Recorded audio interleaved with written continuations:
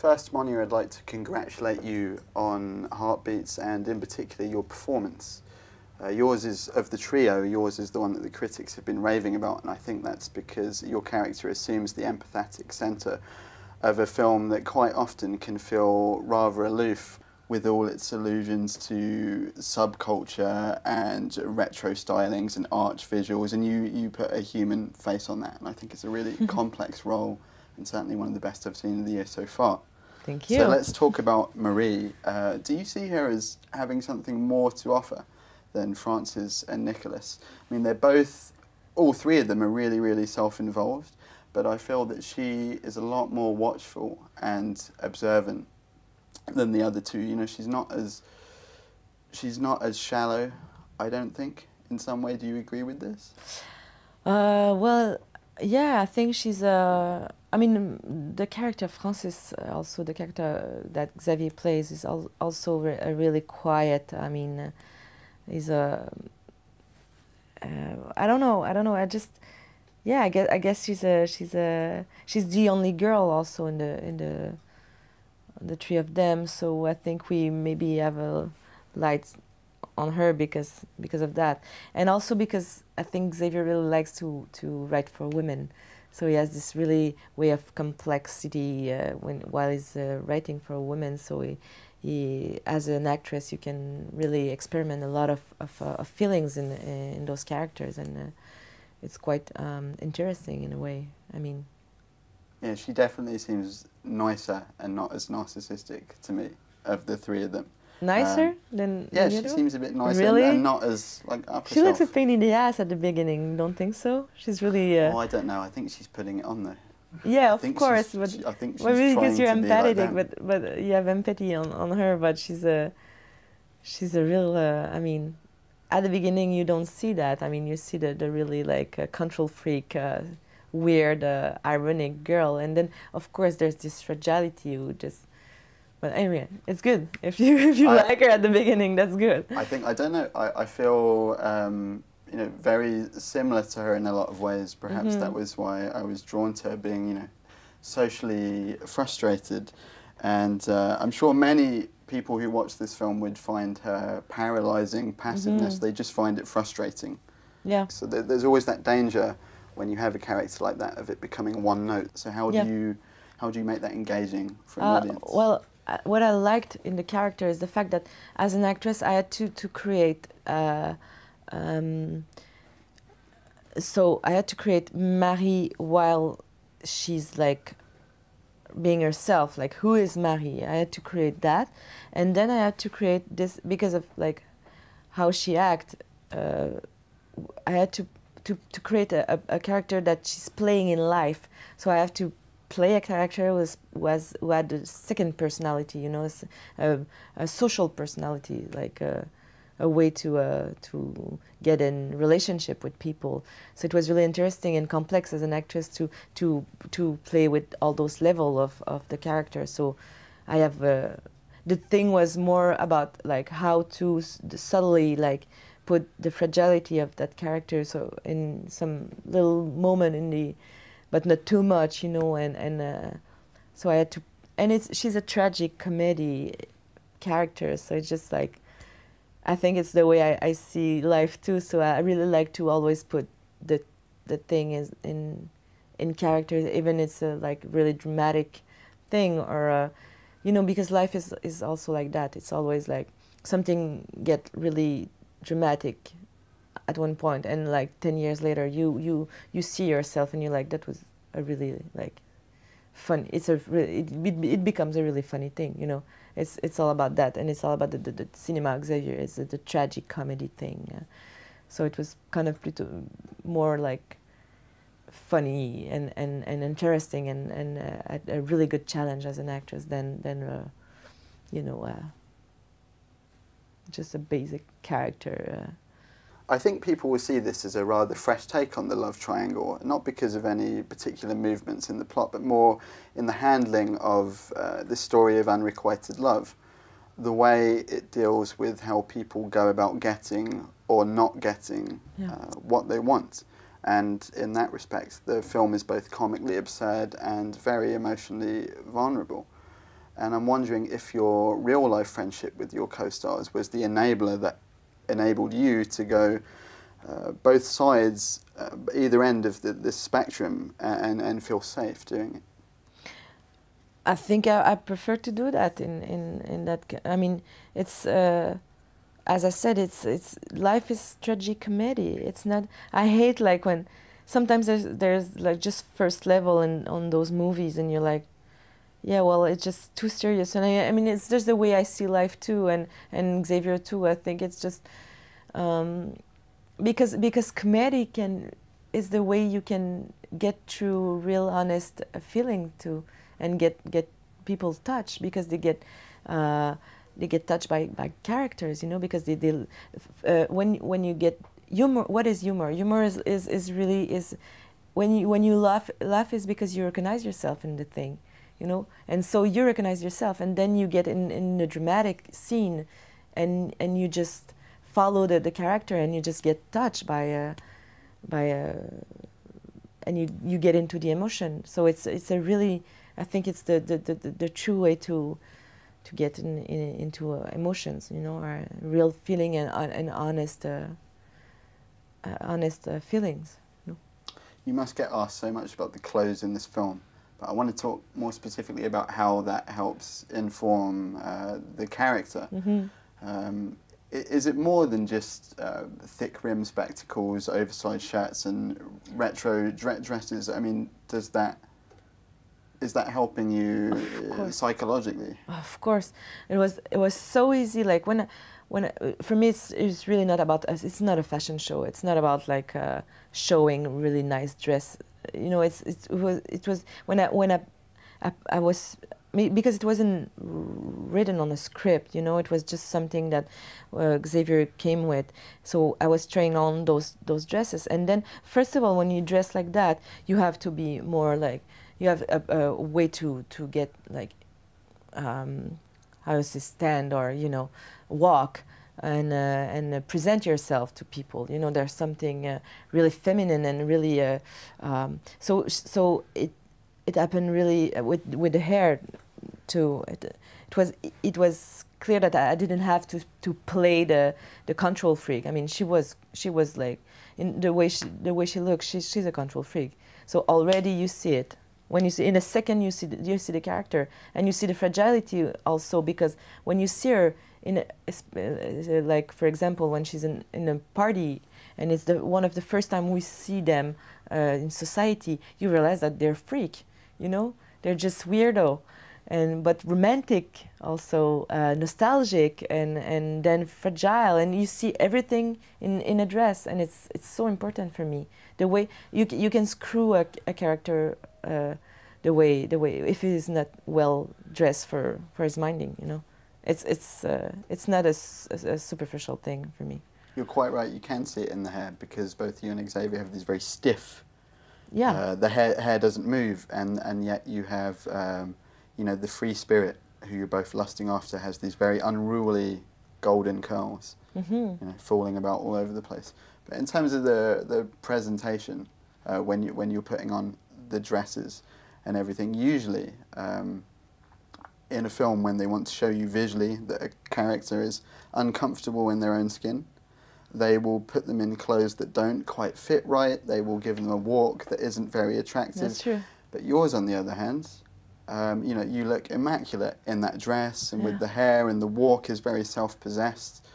And it's kind of one of the problems I had with the film, is I was looking at it and thinking to myself, well, in this culture of the film, where people are worshipping those they find beautiful, I had a hard time believing that this girl has trouble finding love, or what she thinks is love. Really? I think it's all about what you are, and not what you look like, in a way. I mean, it's really not. And she's a freak too. I mean, she's a weirdo. I mean, it's weird to get in. I mean, I was thinking of, you know, like Lady Gaga. Because she was like on Cannes Film Festival. Anyway, I was thinking of her, and there's a documentary on HBO, I think, is going to be released, and she's supposed to like cry and say like, I think that I always think that people doesn't like me, you know. And I was thinking that all those things she put on herself, like makeup and hair, and you know, she's showing her body a lot, and she looked like the on the top of the world. You know, she's she's the new Madonna. She's the pop star. She's the like on the top of the pop industry. But she feels like shit, you know. She's just, and it's all about that. And I really think that maybe the more you try to control your look or what you show to people, maybe the less you feel good, or you know, it's not related. It's not because you. So Marie and Lady Gaga wear their clothes Mary like and Lady armor. Gaga, same. They wear fight. them like armor. Yeah, of course. She's wear it as a. It's a way to get like to have like a distance with people. Like if you see her on a party and she look at those three girls, really like a bitchy casual girl, and she has this already this authority on people, you know. But it's a fake thing, of course, because she has sometimes the eyes of a 12 years old girl. When she look at Nicolas, she's really like, she doesn't know how to react, you know, or to, when she loses control, she doesn't like to lose control. So it's a really relevant thing to on a person when she doesn't like to lose control, is because she's afraid of what she could show to people. And fragility is like the most power, the biggest power you can have. You know, when you show fragility, it's because you're confident and you feel powerful in a way. Is that what the slow motion is about then? Because a lot of the reviews talk about it, but no one's really pinned it down. Is all these slow motion shots, is that what it's about, showing us fragility, breaking past the persona that they are projecting into the world? And Xavier, by slowing it down, is saying, take a good, long, hard look at these people, you know, and this is the real person underneath. I think it's that, and it's also for different meanings. So when we walk on the street, it's because, of course, when you have this, with music, you know, when you're in love or you're into someone, of course, and you're 20, I mean, you're always floating on the street, and like you want to dance on the street, and you have this. We were raised by video clip and cinema too, so we have this and TV. So we have this. Our creativity is really related with images that we had in our head, you know. So it's the way we think when it's exactly Xavier and I, when we think that we're in love and we walk on the street and, you know, we have this music on our earphones, and you know. And then when you see Xavier, Francis, the character Francis, when I like this shot when he's just walking down the stairs after he said to Nicolas, "I'm in love with you, I love you." It's just, you see the loneliness of the character. It's just, and there's no music anymore. There's nothing. There's just like this heavy moment when it's just going down, and it's the same feeling actually. Slow motion can be like in a happiness moment, and is really the biggest loneliness and sad moment in your life, you know. So it's. I hate when people say that Xavier is an aesthetic director, because for me it's always related with the story. It's never just for making aesthetic. The film is knee-deep in cinematic references, everything from Jean-Luc Godard to Wong Kar-wai. In fact, the opening framing device of the series of interviews of couples talking about their experiences reminded me very much of Masculine and Feminine, maybe crossed with John Cassavetes a little bit. And I'm wondering how, pulling from this rich treasure trove of cinematic references, how that adds to the story and characters, and what it has to say about this film in this time. You mean for our characters, or? Yeah. Why is it there? It just seems very blatant to anyone with, you know, a passing knowledge of cinema. It's there in every frame of the film, and I'm wondering, you know, what he's trying to say other than just showing the influences. I think he doesn't want to, like, he's just, I think he wants to have his own style too, and it's part of what he likes, you know. After a while, everyone did everything, so what can we do? I mean, it's just and I think we always like relate. We always say that Xavier has that reference or this other reference because of his age too. you know, is 22, so people are like, that's impossible that a guy of 22 years old could have a style. For me, he has really his own style. I mean, we know that there's some references, but for me, it's absolutely not a Godard film or a Cassavetes film or like, you know, it's just it's really a Québécois, French Canadian humor. It's really it's the way we live too. It's really our you know, it's our neighborhood. It's the people we meet. It's I mean, I see that Marie exists around me. You know, she's and Francis too, and you know, those people just. And I think it's about also our generation. We live in a kind of a nostalgia and in a kind of postmodernism thing where everything is just mix it, and so we live with all those references, and it's hard for us to have those. I don't know, but for me, Xavier has really his own. I'm kind of tired of all those references for him, and I guess he is suffering of that too, because he wants to take as a real director and not like a. But that's why I'm asking how it relates to the story and the characters. You know, I'm agreeing with you, and I think, you know, he is 22. You have to get it out your system, and you know, it's only the second film, and you know, so there's this kind of kitchen sink. I've got to get it all out. You know, it's everything in the kitchen sink, everything that he grew up on and is influenced by, and you know, over time, I'm sure, you know, he'll settle into that a lot more. I think he wields it very well, but yeah, that is one of the big debates with this film is how it pertains to character. But I mean, it's good references, so that's not so bad. You can't go wrong. And then I don't know. For me, we didn't work with reference, and I mean, while as an actress, I can't. I mean, I have references of character and the way acting and actresses, but it didn't influence it while we were doing it. I mean, it's really a subconscious thing too, and we're just like trying to show what we like. I mean, and it's an instinct thing. And for love, I mean, a movie who talks about love. It's anyway. I don't know what. Do you have the hipster culture in France that all the American reviews, and I must admit my own as well. The title is "Hipsters in Love."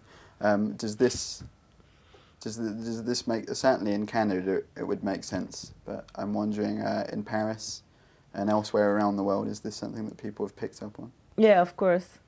I think I mean, I don't like to say hipster because for me it's a really like a negative thing. Yeah. And we're absolutely not hipster in a way that, I mean, we look like hipster, but we're not, because I mean, for me a hipster person is someone who's always wants to be on the what is cool right now, you know, and it's really not our thing, you know. I don't want to be in the cool thing. We never like.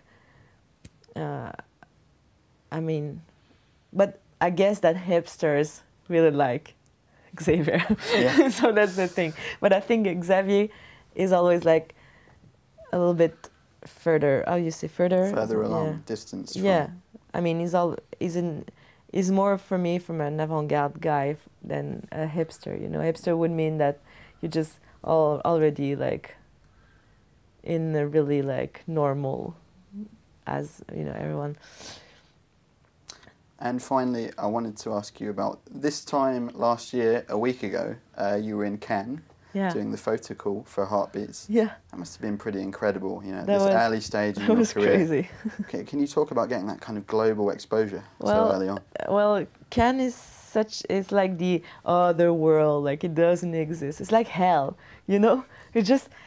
Everyone is like, it's a jungle, and everyone is like for himself, like, and there's like free champagne everywhere, and you don't eat, you don't sleep, you just drink and meet people. Like, I met like probably like 50,000 people in a week. Like that's crazy. Like, but that was interesting for us because if we talk about cinema, this is the glamorous whatever part. But there was a weird year last year for the official competition. They didn't have really like there was a really cinema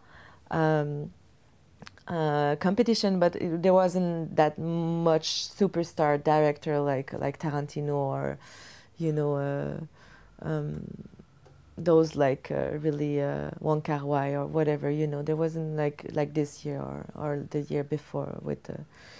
So a lot of journalists and people were interested by other competition. Like we were in Un Certain Regard, and or you know, people were watching like Kaizen or things around the official competition. So we had this chance to have this really good reviews, and people were really interested by the movie. And we became, I think, because we're really honest, and we do cinema without money, so we do it because we really like it. You know, so I think there was this refreshing thing in us, and honest and light that people really likes in Cannes. You know, in Cannes Film Festival, everything is so like formal, you know, and people are, and we were just like three dudes, like young dudes, funny, and people, and you know, we were honest, and I think people liked us. But it was really impressive. I mean, we were so young, like it's just. As an actor, when you go to Cannes, it's just it's part of a big dream, you know. It's when you like cinema, and when as an actor you want to do cinema, it's of course in your mind, you know. Cannes Film Festival is like maybe one of the biggest accomplishment you can do with a movie, and having this really good reviews was it was just a really nice experience, of course. Well, Monia, before we say au revoir. What's coming next, and has Cannes helped any way with that in terms of the offers that must have been coming in? Because it's weird, it's like there's the three of you in this film, and I very much see you as the lead in this picture. Because I think so much of the film is carried on your shoulders, as I said at the beginning. I think that is why people have really gravitated towards your performance. I mean, yeah, well, there's stuff, but how could I say that? I think I'm a weird actress too. I mean, I'm not like this kind of how you see, like a young blonde lady, or you can put it in every. Beach bunny. How you say that? Beach bunny. Beach bunny. Is that it? So I think I have this like thing that get really when people hire me, they really are interested by my work. You know, I'm not just an actress that. You know, I say that I'm not an actress. I have less role because I'm not an actress that you want to, you say, déshabiller, put naked, you know. I'm not a naked actress. I'm not an actress that, you know. So I think there are less role for that kind of actress, unfortunately, in cinema. But, you know, so anyway, there's a lot of nice thing and I guess, you know, but I'm kind of picky too, so I don't want to do film just to making film. I want to do like nice roles. So. Well, it seems to me you want to keep it interesting, and that's why our readers at DVD Outsider will certainly be interested to follow your career. So thank you very much. You've been really gracious with your time, and I hope you enjoy the rest of your stay in London. My pleasure. Thanks for talking to us. Thank you.